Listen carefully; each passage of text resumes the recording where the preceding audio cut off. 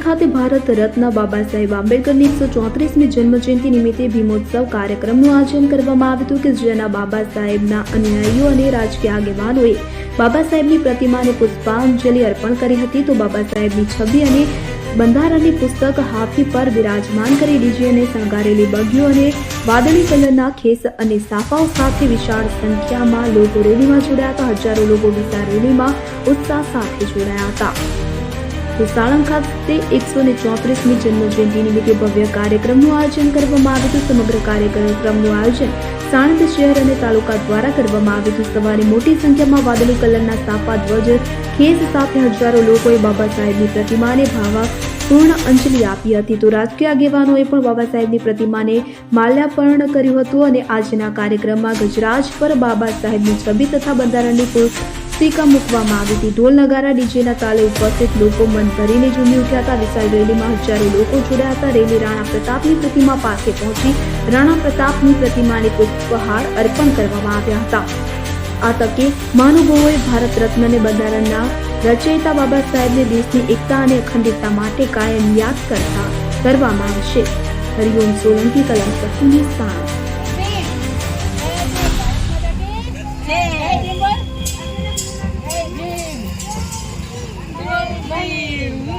બહુ જ સરસ છે, બહુ જ સારું લાગ્યું અને આવો કાર્યક્રમ તો થવો જ જોઈએ બાબા સાહેબ માટે, કેમ કે એમને જે કર્યું છે એ કદી ભૂલાય એવું જ નથી કોઈની માટે, બધાની માટે બહુ જ સરસ કાર્યો કર્યા છે।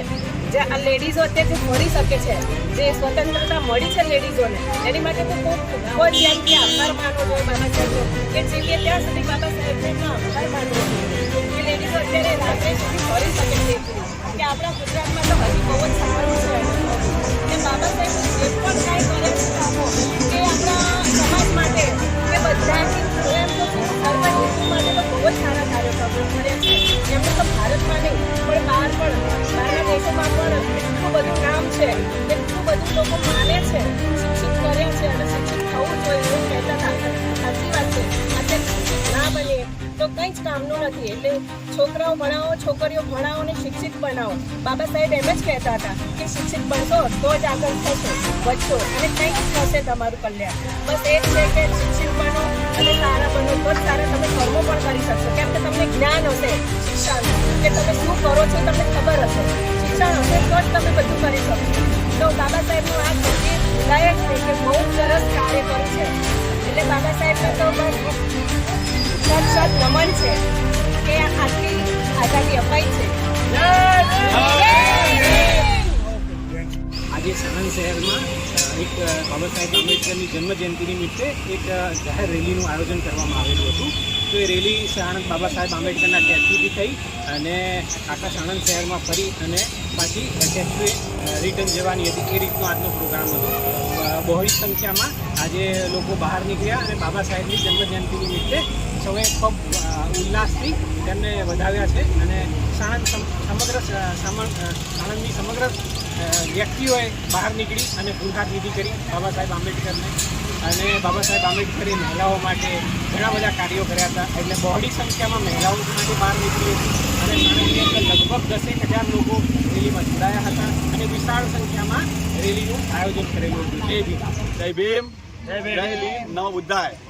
અને એક જ વસ્તુ કે જે બાબા સાહેબે ખાલી દલિત સમાજ નહીં પણ અન્ય સમાજ માટે જેને કામ કર્યું છે ટોટલી, જે બધું એના એક વખાણવા લાયક છે, કેમ કે જે બાબા સાહેબે જે 14 એપ્રિલ જે એના નામે ઉજવાય છે, જે એક જ આખા પૂરા આપણા ભારત દેશ નહીં ખાલી ઓલ ઇન્ડિયામાં એના જે સિમ્બોલ ઓફ નોલેજ તરીકે ઓળખાય છે, જેનું જે મોટું સ્ટેચ્યુ છે, જેના કારણે એક આખું શું કહેવાય પેલા બંધારણના ઘડવૈયા કહેવાય બાબા સાહેબ આંબેડકર, એટલે આને આખા જે કાયદો એને જે ઘડ્યો છે બાબા સાહેબ આંબેડકરે એ બહુ સરસ, અને એના કારણે જે આપણે સ્વતંત્રતા મળી છે, જે અનામત જે અત્યારે આજે લેડીઝો 33% અનામત છે, અત્યારે નોકરી જોબ કરી શકે છે, જે બાબા સાહેબના આંબેડકરના એના કારણે જ જે આ એનું વર્ચસ્વ છે એમ તો લેડીઝ